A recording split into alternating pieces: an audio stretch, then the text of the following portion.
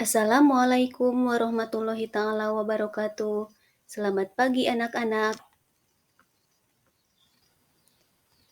Hari ini kita akan belajar mata pelajaran pendidikan agama Islam dengan tema hambatan dan solusi dalam menghafal Al-Quran, Quran Surat Al-A'raf ayat 54 dalam materi alam semesta sebagai tanda kekuasaan Allah Subhanahu wa Ta'ala. Baik anak-anak, sebelum belajar, alangkah baiknya kita berdoa terlebih dahulu. Bismillahirrahmanirrahim. Rabbi zidni ilma warzuqni fahman. Amin. Untuk pembelajaran pertama, yaitu mengenai hambatan dan solusi menghafal Al-Quran, Quran Surat Al-A'raf ayat 54 dalam materi alam semesta sebagai tanda kekuasaan Allah Subhanahu wa Ta'ala. Baik, untuk selanjutnya, terlebih dahulu kita akan membaca Quran Surat Al-A'raf ayat 54. A'udzu billahi minasyaitonir rajim. Bismillahirrahmanirrahim. Inna rabbakumullahu alladzi khalaqas samawati wal arda fi sittati ayyamin tsumma istawa 'alal 'arsy yughshil lailan nahara yatlubuhu hatitha wasyamsa wal qamara wan nujuma musakhkharatin bi amrih ala lahul khalqu wal amru tabarakallahu rabbul alamin. Artinya, sesungguhnya Tuhanmu adalah Allah yang telah menciptakan langit dan bumi dalam 6 masa.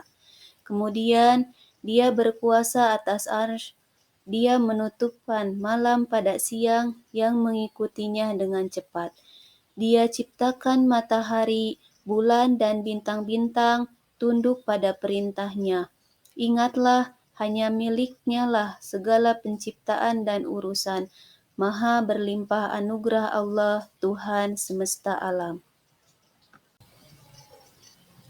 Baik, setelah kita membaca Quran Surat Al-A'raf ayat 54 tadi, selanjutnya kita harus mengetahui isi kandungan pada ayat tersebut. Yang pertama yaitu Allah adalah pemilik, penguasa, dan pengatur alam semesta.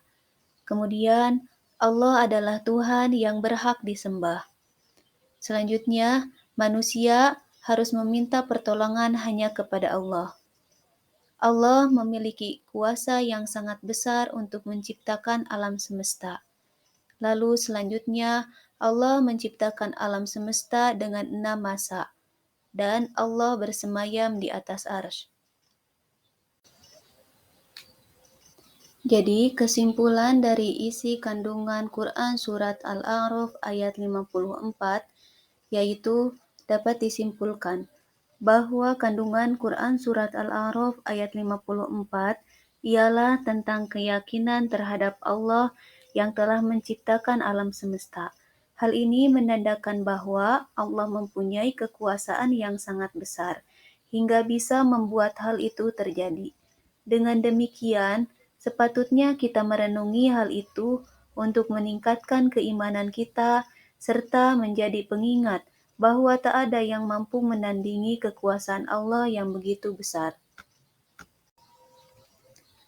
Lalu selanjutnya, nilai-nilai yang dapat dipetik pada penciptaan dan pengaturan alam semesta yang terdapat pada Quran Surat Al-A'raf ayat 54 tadi, yaitu yang pertama, kecerdasan intelektual yang diberikan Allah mengantarkan manusia untuk berpikir dan mengembangkan ilmu pengetahuan.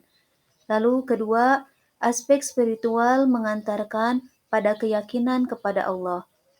Yang ketiga, mengantarkan bahwa Al-Quran memiliki kemujizatan dalam dasar-dasar teori sains tentang alam semesta. Yang keempat, merawat dan menjaga lingkungan sebagai bagian yang tak terpisahkan dari ketakwaan. Lalu selanjutnya, yang kelima, mendorong manusia untuk bersyukur atas seluruh apa yang diciptakan oleh Allah Subhanahu wa Ta'ala.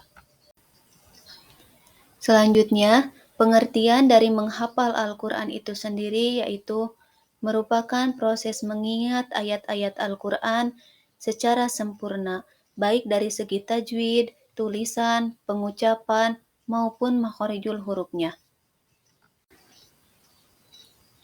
Lalu tujuan menghafal Al-Quran yaitu untuk beribadah, memelihara, dan menjaga kalam Allah Subhanahu wa Ta'ala.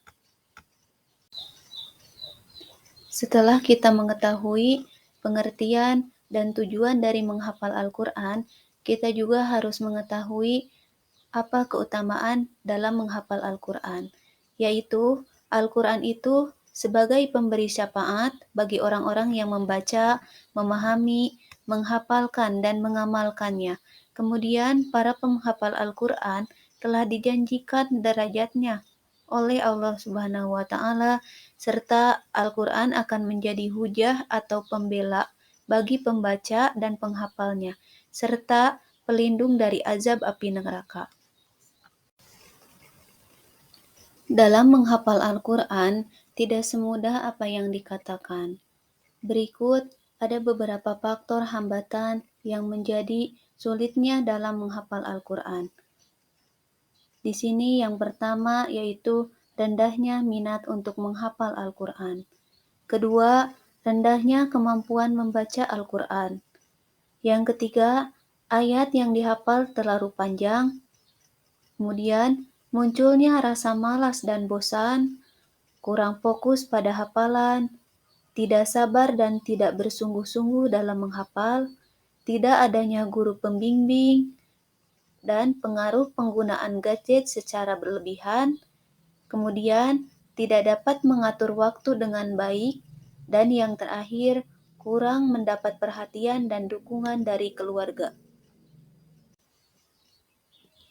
Setelah kita mengetahui hambatan yang terjadi dalam proses menghafal Al-Quran, lalu selanjutnya di sini ada juga solusi yang dapat membantu dalam melakukan hafalan Al-Quran.